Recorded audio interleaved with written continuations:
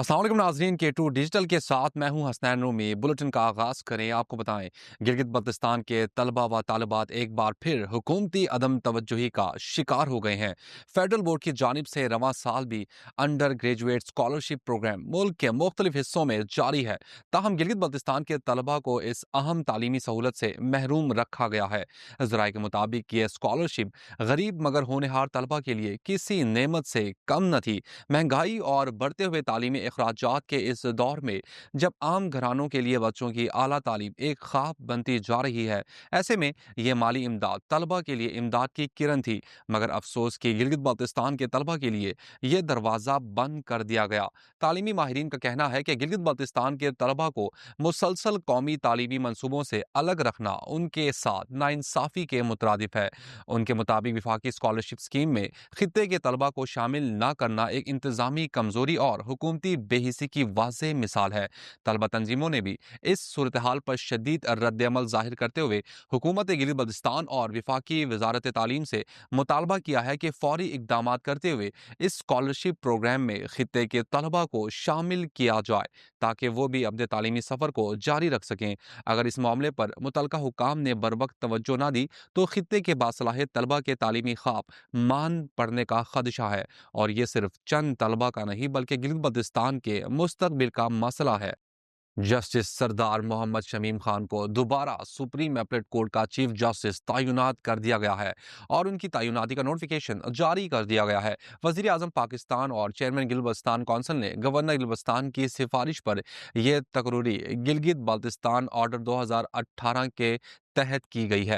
Notification के मुताबिक justice Sardar Mohammad Shamim Khan 5 नवंबर 2025 से 70 बरस की उम्र तक इस ओहदे पर फाइज रहेंगे। चीफ जस्टिस सरदार मोहम्मद शमीम की तैनाती का notification joint secretary Gilgit Baltistan council Sudhir Khan Khattak की जानिब से जारी किया गया, जिसकी नकूल वजीर आजम ऑफिस, वजारत कानून और इंसाफ, चीफ सेक्रेटरी, गवर्नर, वजीर आला अदालतों और दीगर मुतलका इदारों को अरसाल कर दी गई है। वाज़ेह रहे कि जस्टिस शमीम खान 3 साल कबल कॉन्ट्रैक्ट पर सुप्रीम अपीलेट कोर्ट के चीफ जस्टिस तैनात हुए थे। उनकी मुद्दत मुलाजमत 4 नवंबर 2025 को मुकम्मल हुई, जिसके बाद उनकी दोबारा तकरूरी कर दी गई है। यह तकरूरी गिलगिस्तान में अदालती निज़ाम के इस्तेहकाम और शफाफ और तेज इंसाफ की फराहमी की जानिब अहम पेशरफ्त करार दी जा रही है।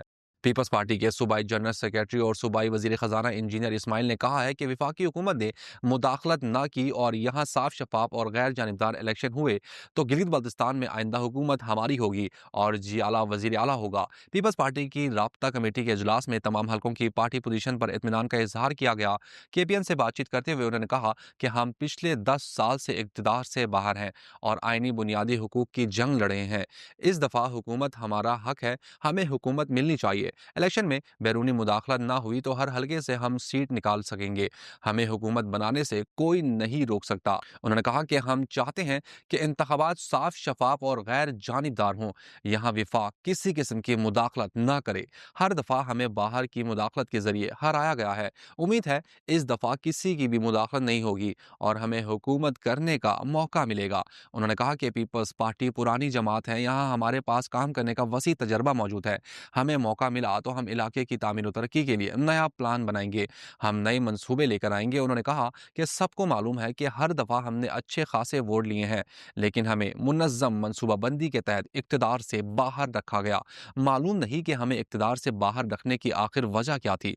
हम इस दफ़ा ये बावर कराना चाहते हैं कि हमें इक़्तिदार से बाहर रखने का तजर्बा ना दोहराया जाए, क्योंकि ये हसास खित्ता है। यहाँ अवामी मैंडेट जिसको मिले, इस जमात को हुकूमत करने का मौका दिया जाए ताकि इलाके को पायदार और मुस्तहकम बनाया जाए और तरक्याती मंसूबों को ब्रेक न लगे। इस्लामी तहरीक गिलबस्तान के सदर शेख मिर्जा अली की जानिब से स्कर्दों की तंजीम के सदर आगा सैयद हसन फलसफी और जनरल सेक्रेटरी शेख अहमद हुसैन तुराबी के नाम तीसरा शोकॉस नोटिस जारी कर दिया गया, जिसके बाद इस्लामी तहरीक में इख्तलाफात मजीद संगीन हो गए और रहनुमाओं के माबैन दूरियां मजीद बढ़ गई हैं। इस्लामी तहरीक के सूबाई सदर की जानिब से इस्लामी तहरीक स्कर्दों के सदर आगा सैयद हुसैन फलसफी और जनरल सेक्रेटरी शेख अहमद हुसैन तुराबी के नाम भेजे गए शोकॉस नोटिस में कहा کہا گیا ہے کہ آپ لوگ بار بار نوٹس بھیجے جانے کے باوجود پارٹی کے اجلاسوں میں شرکت کر رہے ہیں اور نہ ہی بھیجے گئے نوٹسز کے تسلی بخش جواب دیے گئے۔ نوٹسز کے جواب میں گلے شکوے کیے گئے، دستور کی خلاف ورزی کے بارے میں پوچھے گئے کسی سوال کا کوئی جواب نہیں دیا گیا۔